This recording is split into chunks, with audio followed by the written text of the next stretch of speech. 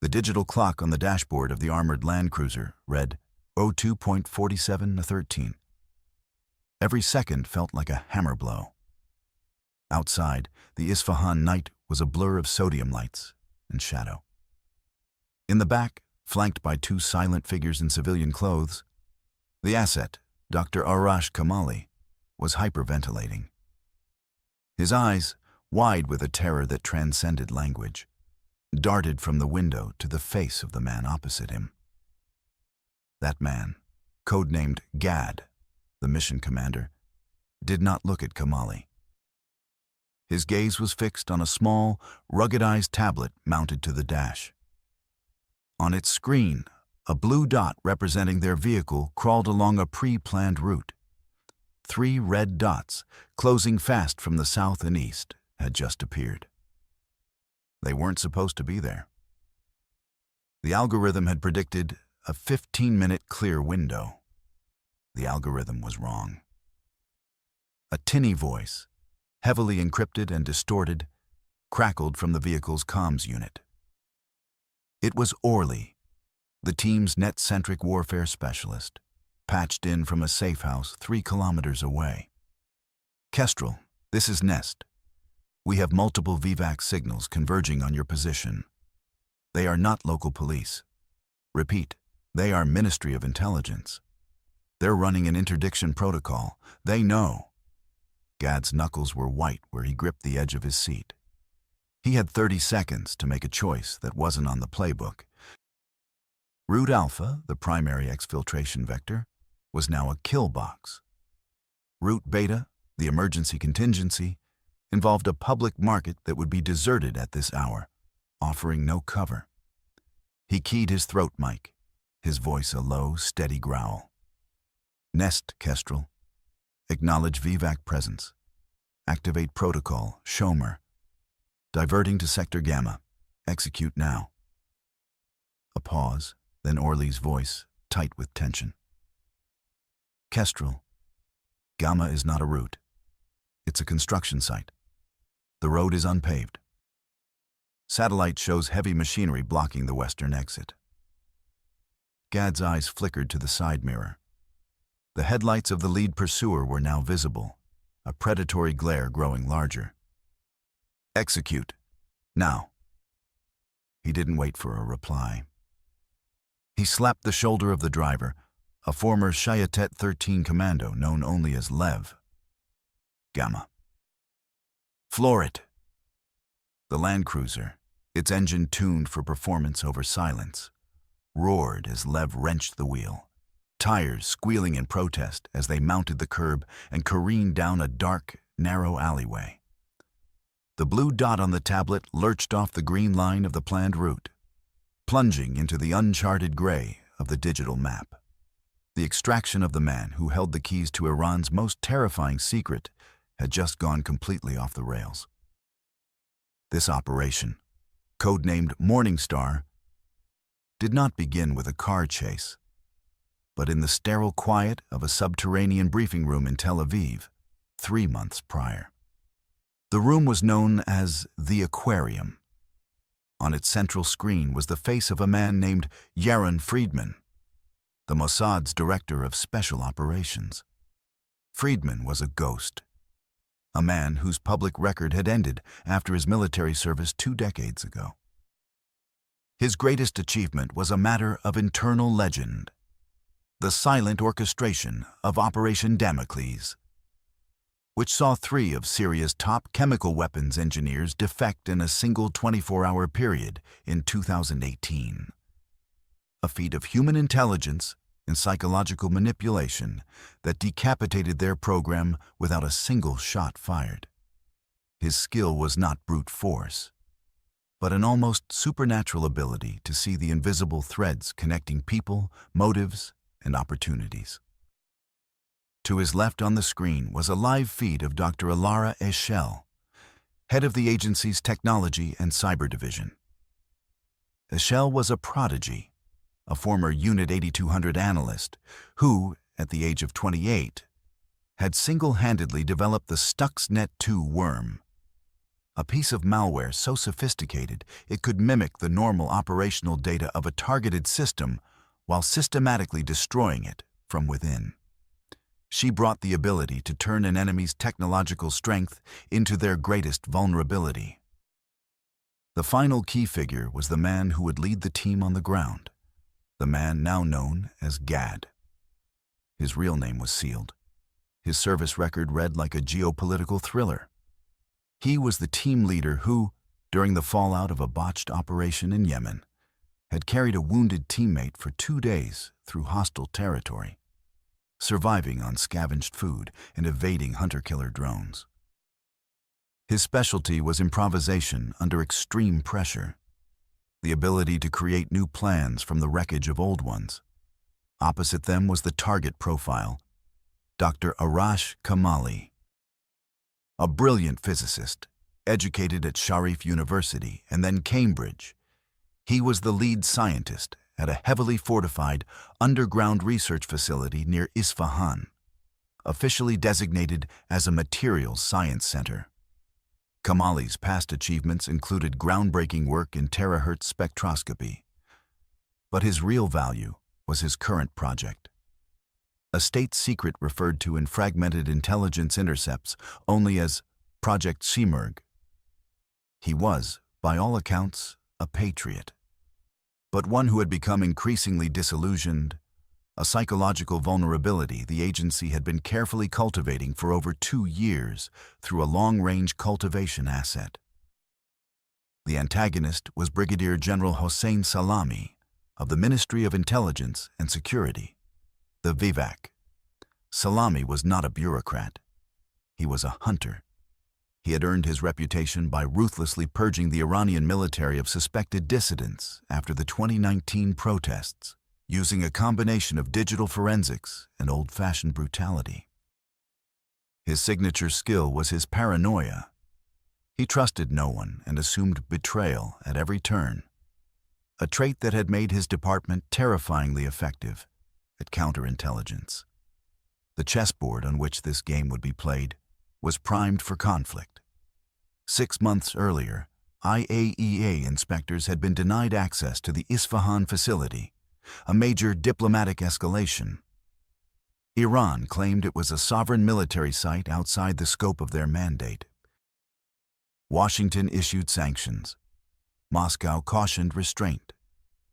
2 months later, a Turkish reconnaissance drone flying on the Iraqi border captured high-energy particle emissions from the direction of Isfahan for a period of 4.7 seconds. The signature matched no known weapons system. It was an anomaly, a whisper of something new and dangerous. Then came the incident that triggered Morningstar.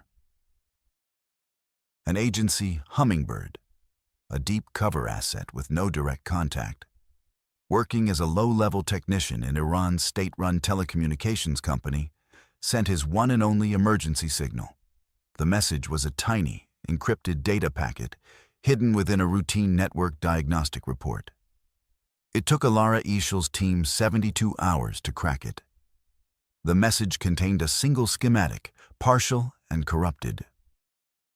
It showed a containment field powered by a series of superconducting magnets, at the center of which was a notation that read, "Quantum Cascade Initiator." With it was a note. "Simurg is not a weapon. It is a key. They have broken the gates." The Hummingbird was never heard from again. A week later, a Vivac internal memo, procured at great cost by a source in Ankara, celebrated the final containment of a serious internal security breach. The schematic and the cryptic message sent a shockwave through the aquarium. The consensus had always been that Project Simurg was a fast track to a nuclear device. But Eshel's analysis of the term quantum cascade initiator pointed to a far more terrifying possibility. It wasn't about creating an explosion. It was about computation. Unbreakable encryption standards, the foundation of global finance, military command and control, and diplomatic secrecy, are based on mathematical problems so complex that it would take a classical supercomputer billions of years to solve them. Iran, it appeared, wasn't trying to build a bomb. They were on the verge of building a quantum computer capable of cracking that encryption in a matter of hours. Breaking the gates meant they could potentially read any encrypted message, drain any bank account, and disable any satellite in the world. Dr. Kamali was no longer just a nuclear scientist. He was the gatekeeper to a new form of global warfare. The mission shifted from sabotage to extraction. They didn't need to destroy the facility. They needed the knowledge inside Kamali's head to understand the threat and, crucially, to build a defense against it. The order was given: bring him out at any cost. The plan was a study in layered deception. God and his three-person team, Lev the driver, a communications and technical surveillance specialist named Orly, and a logistics and infiltration expert named Maya, would not enter Iran as a single unit. Maya, using a flawless Swiss passport and the cover of an art historian, had arrived in Tehran 2 weeks prior, ostensibly to study Safavid-era tilework. She quietly rented 3 separate apartments in Isfahan, paying in cash, and purchased a used Peugeot and the Land Cruiser, registering them to shell companies that would evaporate upon investigation. Orly entered through Turkey as a German telecommunications engineer contracted to work on a cellular tower network near the Iraqi border, giving her a legitimate reason to possess sophisticated radio equipment. Gad and Lev crossed the mountainous border from Azerbaijan, disguised as Armenian geologists with permits to survey rock formations, a cover that allowed them to carry ground-penetrating radar and seismic sensors that could be repurposed for surveillance. Their base of operations was a nondescript apartment on the outskirts of Isfahan, chosen for its anonymous character and its direct line of sight to the communications tower, where Orly had, under the guise of routine maintenance, installed a micro-relay dish. This dish was the team's lifeline, a custom-built burst transmission device that compressed hours of data into a 2.3-second pulse aimed at a Mossad signals intelligence satellite, disguised as a defunct weather orbiter. The pulse was masked to appear as a random burst of solar interference, undetectable to anyone not looking for it. The first phase of the operation was to re-establish contact with Kamali. The old channel was compromised. The new plan involved a piece of technology born in Lara Eshel's lab, the Whisper device. It was a directional acoustic projector no larger than a coin, capable of transmitting a focused beam of sound, audible only to a person standing in a precise location. Maya, disguised as a local woman in a chador, planted the device on a lamppost opposite the small bakery Kamali visited every morning at exactly 7:15 a.m. The next morning, as Kamali stood at the counter, a voice no one else could hear spoke in his ear.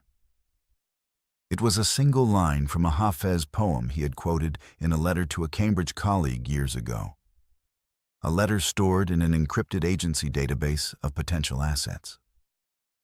Kamali froze for a fraction of a second, his hand trembling as he reached for his change. It was the signal. Contact was made. The technology deployed was as crucial as the agents themselves. Surveillance of the Isfahan facility was the primary challenge. It was shielded against all forms of electronic eavesdropping, and the perimeter was patrolled by the Islamic Revolutionary Guard Corps. Gad's team used a drone, but not a conventional one. It was a high-altitude, solar-powered glider that looked, to the naked eye and even on low-grade radar, like a large eagle.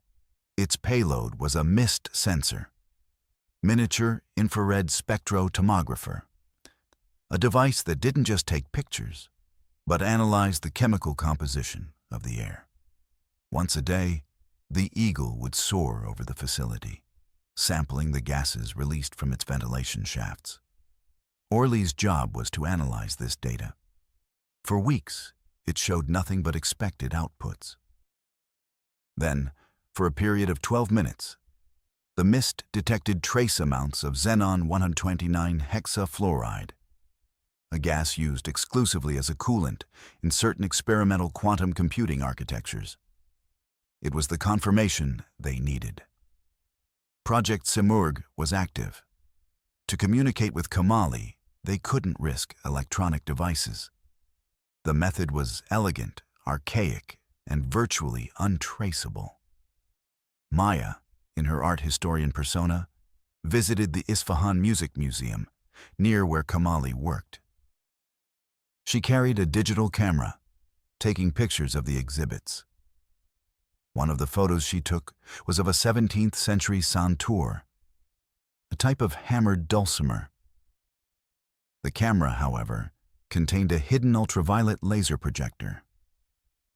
For a fraction of a second, it painted a message in UV light onto the dark wood of the instrument. The message was a dead drop location and a time. It would be invisible to the museum's security cameras and would fade completely in under an hour.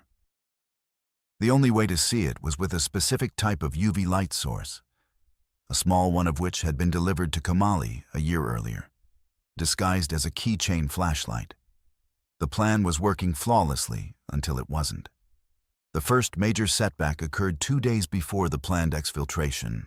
Kamali was scheduled to make a final dead drop, delivering a data drive containing the core architecture of the Simurgh quantum computer. The drop site was a loose brick in a historic wall. Kamali never showed. The team waited for 6 agonizing hours. Panic began to set in. Gad, Liev, and Maya held a tense, whispered conference in the safe house. Had he been caught? Or had he betrayed them? Orly, from her listening post, provided the answer. Using a long-range laser microphone aimed at the window of a VVAC office building, she managed to pick up fragments of a conversation through the vibrations in the glass. It was garbled, but she isolated key phrases. The physicist, new security detail, internal leak. Salami's paranoid counterintelligence had picked up a scent. Kamali wasn't compromised, but he was now being watched around the clock by a discreet VVAC surveillance team. The old plan was dead. A new one was needed, and they had less than 48 hours. Then came the second, catastrophic complication. A regional weather report, fed to them via the satellite burst, predicted a shamal, a sudden, violent sandstorm, developing over Iraq and moving east. It was scheduled to hit the region in 36 hours. This would ground all aircraft, making the planned air extraction via a Black Ops helicopter from across the border impossible. They were now trapped. With a watched asset and a closing weather window, Gad made the call. They would switch to the high-risk ground exfiltration plan, a desperate drive west through the Zagros Mountains and into the semi-autonomous Kurdish territory of Iraq. The route was treacherous, filled with IRGC checkpoints and bandits. And they would have to take Kamali with them from the heart of Isfahan, a city now on high alert. The extraction timeline was moved up to the following night. They would have one shot to get him, break through the VVAC net, and outrun the storm. The climax began at 22:30 local time. The city's power grid became the first weapon. Orly, using a powerful, custom-built signal jammer, initiated a distributed denial of service (DDoS) attack, not on a computer network, but on the smart grid control system for Sector 4 of Isfahan, the district that housed Kamali's apartment. She flooded the network with junk commands, causing the grid's load balancers to fail. At 22:41, 3 substations in Sector 4 automatically shut down to prevent a cascade failure. The lights in a 10-block radius, including the street lights and security cameras around Kamali's building, went out. Under the cover of the sudden, chaotic darkness, Lev pulled the armored land cruiser to a halt at the corner. The Vivac surveillance van, parked across the street, was momentarily blind. Its occupants were relying on thermal imagers, but the blackout caused a surge of panicked citizens to spill out of their homes, flooding the street with confusing heat signatures. Gad, dressed as an Isfahan municipal power worker, complete with a tool belt and hard hat, moved swiftly to the apartment building's service entrance. He wasn't there to pick a lock. Maya, from the Peugeot parked a block away, sent a signal to a device Gad had planted on the building's telecommunications box earlier that day. The device sent a high-voltage pulse into the building's electronic lock system, frying its circuits and causing it to fail in the unlocked position. At 22:44, Gad was inside. He met Kamali in the fire escape stairwell, a pre-arranged rally point. The physicist was a nervous wreck, clutching a small briefcase. "The drive," he whispered. "It is everything." There was no time for reassurance. At 22:47, they were in the Land Cruiser and pulling away, just as described. The pursuit began. Salami's Vivac team, realizing the blackout was a deliberate tactic, reacted with brutal efficiency. They abandoned surveillance protocol and initiated a direct intercept. Lev, however, was no ordinary driver.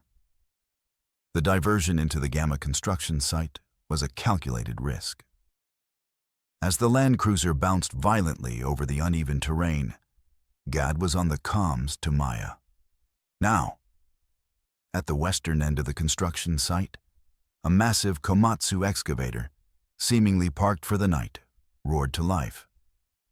Maya, a kilometer away, had used a radio frequency cloner to capture the signal from the foreman's key fob earlier that week. Now, she sent the engine start command.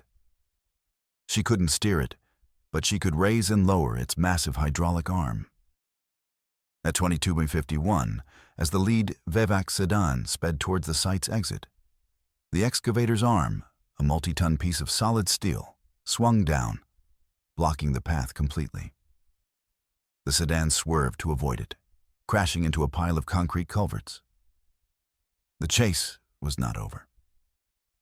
Two other Vivac cars had circled around, anticipating their move. They were now on the highway leading west out of the city.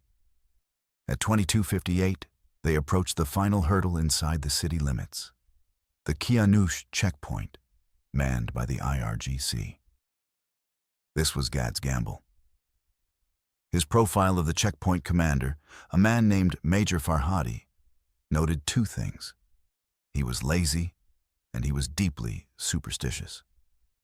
As they approached the checkpoint, Orly activated a spoofing device. For 30 seconds, it broadcasted a high-priority IRGC radio signal on a loop, reporting a fictional suicide bombing at a mosque on the other side of the city. The checkpoint guards were distracted, their attention diverted to the radio chatter. As Lev pulled the Land Cruiser up, Gad, now in the front seat, held up a forged Ministry of Transport permit. But the real masterstroke was on the dashboard. It was a small, intricately woven piece of cloth, a nazar, a traditional amulet to ward off the evil eye. But this one was woven in a pattern specific to Major Farhadi's home village, a detail uncovered by Maya during her intelligence gathering. Farhadi, flustered by the radio chatter, glanced into the car, saw the permit, but his eyes lingered on the nazar. A flicker of recognition, he waved them through. As they accelerated away, he was already shouting at his men about the reported bombing. They had passed the final gate. The open desert and the mountains lay ahead. The hours that followed were a grueling endurance test. The team drove west, the lights of Isfahan shrinking behind them.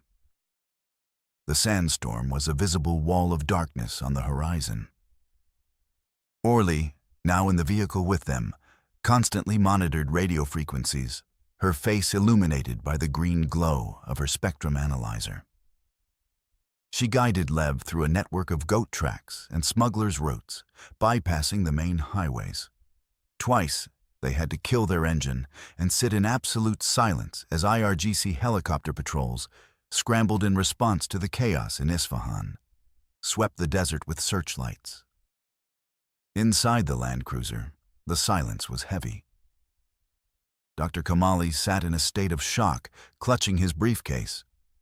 Gad did not try to comfort him. He simply handed him a water bottle and a high-energy protein bar. The mission was not over. They crossed the Iraqi border just before dawn, at a remote, unmanned point mapped by satellite. They were met not by a helicopter, but by two nondescript Toyota Hilux trucks, manned by Kurdish Peshmerga fighters who were on the agency's payroll. The Land Cruiser, a beacon of evidence, was abandoned. A thermite charge placed on the engine block ensured that nothing of value would be recovered. The team and their precious asset were driven to a private airfield near Erbil. By the time the sun was fully up and the sandstorm hit the Iranian border, they were on a Gulf Stream G5E50, climbing steeply into the clear sky, destination unknown. Back in Iran, the fallout was immediate and brutal. Brigadier General Salami was summoned to Tehran. He was never seen again. A massive, violent purge swept through Vivak and the IRGC in Isfahan. Dozens of officers were arrested, accused of incompetence and treason. The Iranian government issued a furious public denial of any incident, claiming reports of a chase and a blackout in Isfahan were foreign propaganda designed to destabilize the nation. They sealed the region and declared Project Simurgh's facility a top-level military exclusion zone. The final debrief took place a week later, in a secure facility in the Negev desert. Dr. Kamali, now clean-shaven and dressed in civilian clothes, looked 10 years younger. He sat across from Yaron Friedman and Dr. Alara Ishel. The data drive was on the table between them. Kamali began to speak, his voice steady. He explained that Project Simurgh had achieved a stable quantum state a month ago. They had, as the agency feared, created a quantum computer. But the twist was what they had done with it. "We did not attack a military target," Kamali explained. "The first test was against a financial network, a Swiss holding company based in Zurich, known for its impenetrable digital security." He slid a printout across the table. It was a list of transactions, account numbers, and encrypted communications, all belonging to this company. Eshel looked at the data, her eyes widening. "This is impossible," she murmured. "This firm's network is protected by nested, multi-layered elliptic curve cryptography." Kamali nodded. "It would take your best supercomputer 10,000 years to break it. Simurgh did it in 4 hours. He then delivered the final, chilling revelation. The Swiss holding company was a front. Its primary purpose was to secretly manage the vast, off-the-books personal fortunes of a number of the world's most powerful political and business leaders, including several prominent figures in the West. The test was a success, Kamali said, his voice dropping to a whisper. "We did not steal any money. We did not need to. We copied everything. The account details, the secret ledgers, the blackmail material. The Iranian government now possesses a key that doesn't just unlock military secrets, but the personal secrets of your allies and your leaders. It is a weapon of mutually assured political destruction." The mission, they realized, had not been a complete success.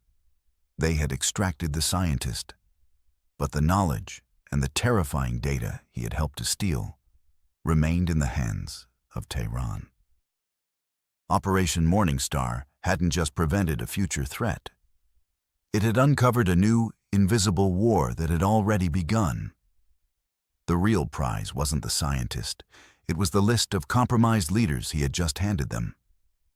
The extraction was over, but the game had just escalated to a level no one had ever imagined.